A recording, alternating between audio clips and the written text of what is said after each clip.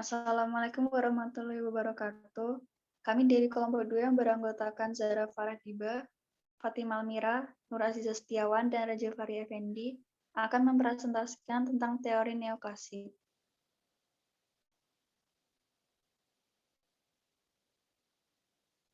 Pengertian neoklasik. Ekonomi neoklasik adalah istilah yang digunakan untuk mendefinisikan beberapa aliran pemikiran ilmu ekonomi yang mencoba menjabarkan pembentukan harga, produksi, dan distribusi pendapatan melalui mekanisme pasar dan permintaan pada suatu pasar. Asumsi maksimalisasi utilitas mendekatkan teori ini pada aliran ekonomi marginalis yang lahir pada akhir abad ke-19 Masehi.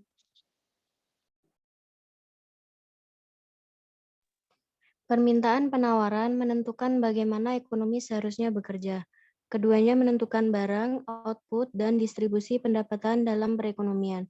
Untuk mencapai alokasi sumber daya yang efisien, biaya marginal harus sama dengan pendapatan marginal. Dalam kondisi disequilibrium, pasar akan kembali menuju equilibriumnya yang baru. Equilibrium baru tercapai dengan sendirinya sebagai hasil dari interaksi permintaan dan penawaran antar agen ekonomi. Tidak perlu intervensi pemerintah.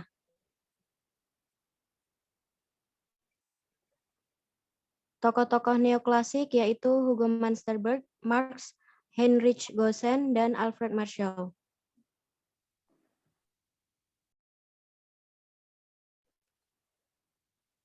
Tokoh neoklasik. Alfred Marshall 1842 sampai 1924 dianggap sebagai bapak pemikiran neoklasik.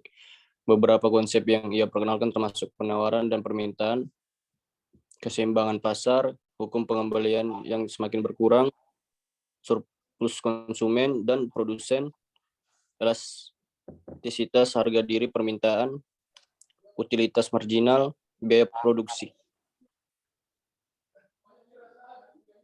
Kelemahan dan kelebihan neoklasik. Kelemahan dan kelebihan dari teori neoklasik.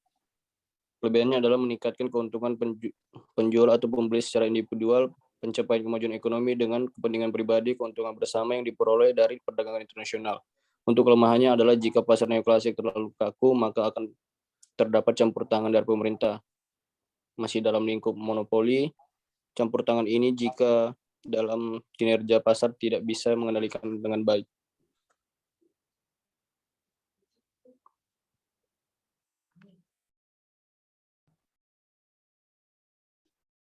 Kesimpulan, yaitu teori ekonomi neoklasik adalah pengembangan dari teori ekonomi klasik yang dirumuskan dan diolah menjadi rumusan matematis yang rumit. Teori neoklasik digunakan untuk berbagai pendekatan untuk ekonomi berfokus pada penentuan harga, output, dan pendapatan distribusi di pasar melalui penawaran dan permintaan, sering dimediasi melalui maksimalisasi hipotesis, utilitas, dengan pendapatan terbatas individu dan dari keuntungan dengan biaya terbatas perusahaan yang menggunakan informasi yang tersedia dan faktor-faktor produksi. Sesuai dengan teori pilihan rasional, maka muncullah pemikiran bahwa konsumen cenderung mencari kepuasan dalam kegiatan ekonomi.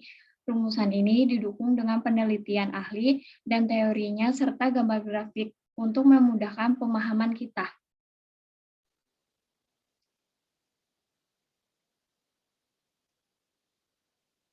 Sekian presentasi dari kelompok kami. Bila ada kurang lebihnya mohon maaf. Wassalamualaikum warahmatullahi wabarakatuh.